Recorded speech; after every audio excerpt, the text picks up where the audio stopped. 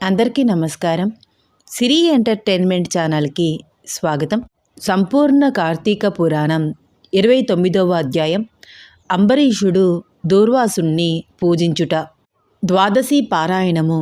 అత్రి మహాముని అగస్త్యునితో ఈ విధముగా సుదర్శన చక్రము అంబరీషునకు అభయము ఇచ్చి ఉభయులను రక్షించి భక్తకోటికి దర్శనమిచ్చి అంతర్ధానమైన వైనము చెప్పి తిరిగి ఇట్లు నడువనారంభించెను.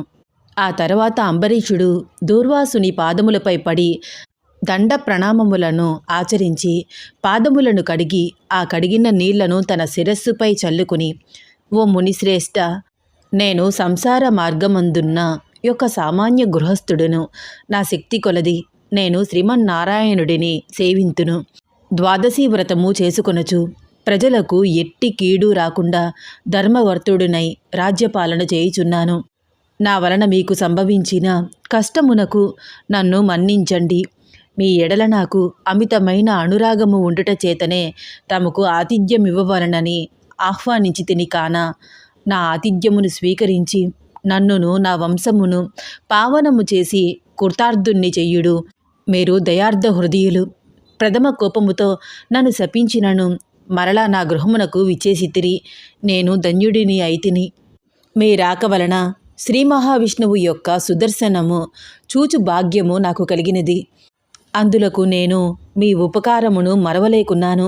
మహానుభావ, నా మనస్సు సంతోషముచే మిమ్మెట్లు స్తుతింపవలయునో నా నోట పలుకులు రాకున్నవి.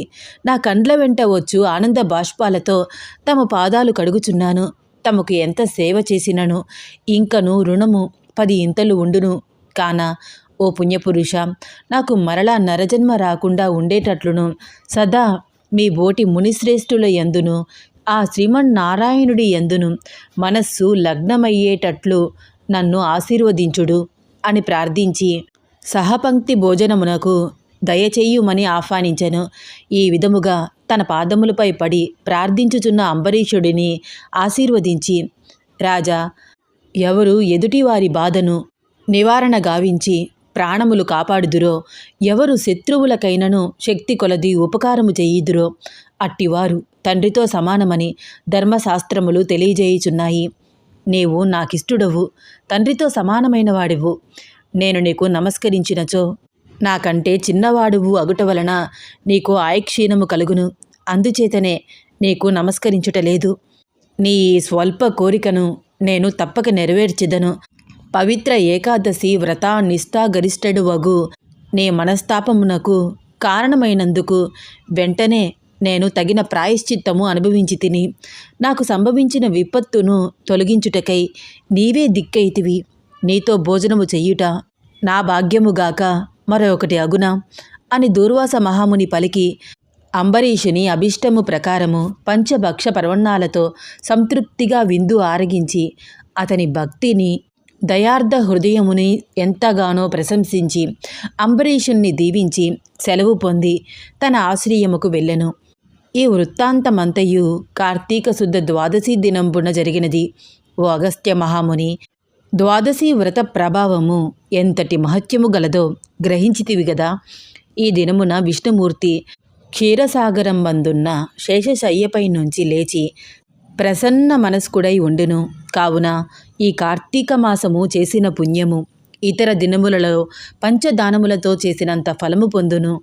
ఏ మనుజుడు కార్తీక శుద్ధ ఏకాదశి రోజున శుష్కోపవాసము ఉండి పగలెల్లా హరినామస్మరణ చేయిచూ గడిపి ఆ రాత్రి అంతయు పురాణము చదువుతూ లేక వింటూ జాగరణ చేసి ఆ మరనాడు అనగా ద్వాదశి నాడు తన శక్తి కొలది శ్రీమన్నారాయణుడికి ప్రీతి కొరకు దానములు ఇచ్చి బ్రాహ్మణులతో కూడి భోజనము చెయ్యునో అట్టి వారి సర్వ పాపములు ఈ వ్రత ప్రభావము వలన పటాపంచలైపోవును.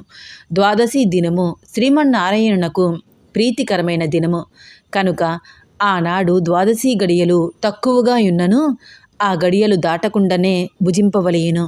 ఎవరికైతే వైకుంఠములో స్థిర నివాసము ఏర్పరుచుకుని ఉండవలనని కోరిక ఉండునో అట్టివారు ఏకాదశి వ్రతము ద్వాదశి వ్రతము రెండును చేయవలేను. ఏ ఒక్కటి విడవకూడదు. శ్రీహరికి ప్రీతికరమగు కార్తీక శుద్ధ ద్వాదశి అన్ని విధముల శ్రేయస్కరమైనది. దాని ఫలము గురించి ఎంత మాత్రము సంశయింపకూడదు. మర్రి చెట్టు విత్తనము చాలా చిన్నది అయినను అది గొప్ప వృక్షమైన విధముగా కార్తీక మాసములో నియమానుసారముగా చేసిన ఏ కొంచెము పుణ్యమైనను అది అవసాన కాలమున యమదూతల పాలు కానీయక కాపాడును. అందులకే ఈ కార్తీక మాస వ్రతము చేసి దేవతలకే గాక సమస్త మానవులు తరించితిరి. ఈ కథను ఎవ్వరు చదివినా వినినా సకల ఐశ్వర్యములు సిద్ధించి సంతాన ప్రాప్తి కూడా కలుగును అని అత్రి మహాముని అగస్త్యునకు బోధించిరి.